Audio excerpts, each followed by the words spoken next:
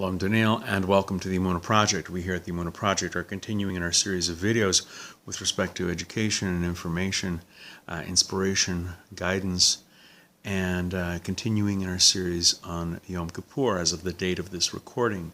Yom Kippur is only a few days away, and one of the things that Jews do, we should all do,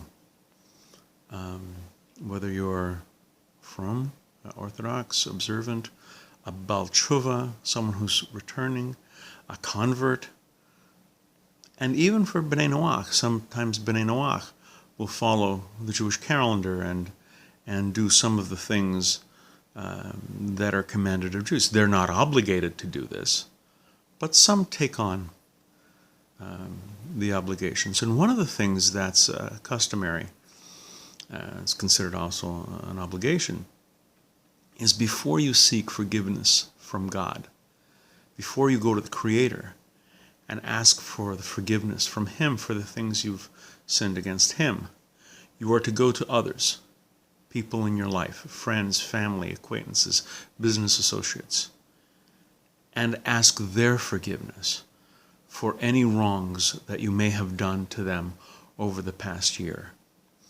And people will come to you for all the offenses that I've done against you, all the words I have said, all the things I have done. Please forgive me. Now, the obligation is to ask for forgiveness. The obligation is not to have to receive it. Once the person is asked, they cannot unreasonably withhold their forgiveness, and if they do, it's at their peril. There are some rare situations, very rare situations, where the Rambam says the person who's being asked for forgiveness doesn't have to give forgiveness. To ask forgiveness is too much. But those situations are very, very rare and do not apply to most people, to almost any people, actually. When we do this, we in effect come to the Creator with clean hands. He says, listen, I've gone to others. I've expressed my remorse. I've tried to make up for any damages that I have done, any harm I've caused them. I've repented. I've done that to them. I've fulfilled my obligation. I now, with clean hands, as it were, come to you, God, and ask your forgiveness for the sins I've done against you. I've taken care of the sins I've done against man. I now come to the sins of you. Please, as I have forgiven others, and as others have forgiven me, so too, God in the universe, please forgive me of my sins. This combined with prayer and fasting and charity, and turning your whole being toward the concept of remorse and seeking forgiveness, you will be forgiven. Why? Because God says He will, and we presume God is not pulling our leg or kidding us. If we do what we're obligated to do, He will abundantly pardon. I hope you have an easy fast and a meaningful Yom Kippur. We will be doing a few more videos along this line. Please watch, please learn. If they can inspire you, if they can help you and guide you going into the Yom Kippur season, that's great. Have an easy and meaningful fast. And until next time, on behalf of the Emunah Project, I'm Daniel, and thank you too much. Hello, I'm Daniel, and welcome to the Emunah Project. We here at the Emunah Project are continuing in our series of videos with respect to information and education, and we're continuing in our series on Yom Kippur.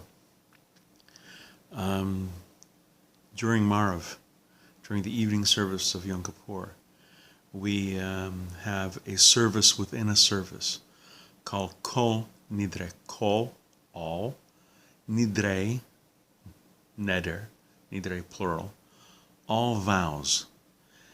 And it says all the vows, prohibitions, oaths, etc., we're going to nullify them.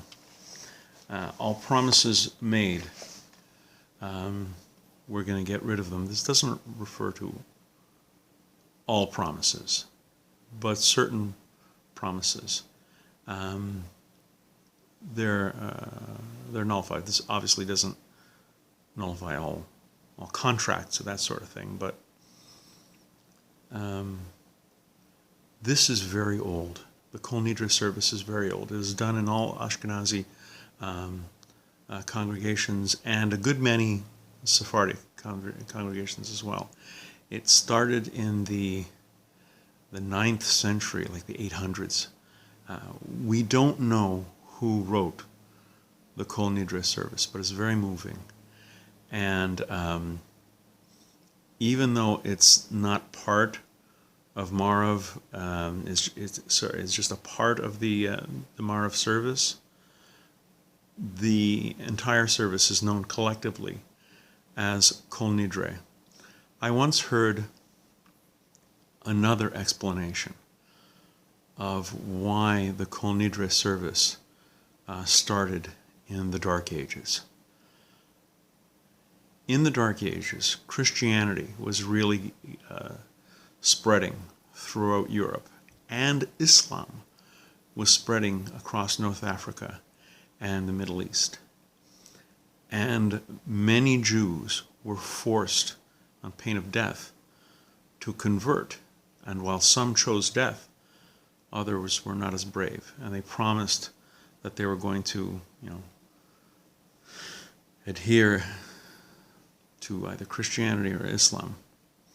And some of these people who were leading, ostensibly, Christian lives, on Yom Kippur, would sneak into a synagogue to ask the Almighty for forgiveness for what they've done, for the sin. Because these are the three big sins that, given the choice between life and death, you choose death, idolatry, sexual immorality, and murder. Converting to another religion falls under the idolatry category. You're supposed to choose death, but these people, they're human beings. So it was instituted in the Dark Ages, according to this interpretation. One of the reasons why the Kol Nidrei service was instituted was that for these people who would sneak into the synagogue once a year, and they could have been killed by coming to the synagogue if they were caught. This allows these promises that they made to be nullified, and that it allows the congregation to pray along with them, and it allows them to pray with the congregation. When you're at a Kol Nidrei service, along with the other things that are going through your mind and through your heart, think what it must have been like for these poor people who were pretending to be something else, and once a year would sneak out of their house in the late afternoon and the evening, would come to the synagogue and sit there and beg God every year for forgiveness for what they have done. It's very moving. Each Kol Nidrei, among the other things, that's one thing that I always think about, those poor, poor people.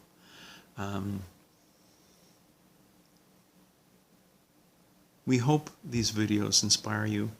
We hope the Kol Nidrei service inspires you, to moves you to do repentance, to do tshuva, and to be the person from here on in that the Creator wants you to be. We're going to be doing more videos along this line. Please come back, please watch, please learn. And until next time, on behalf of the Emunah Project, I'm Daniel, and thank you too much.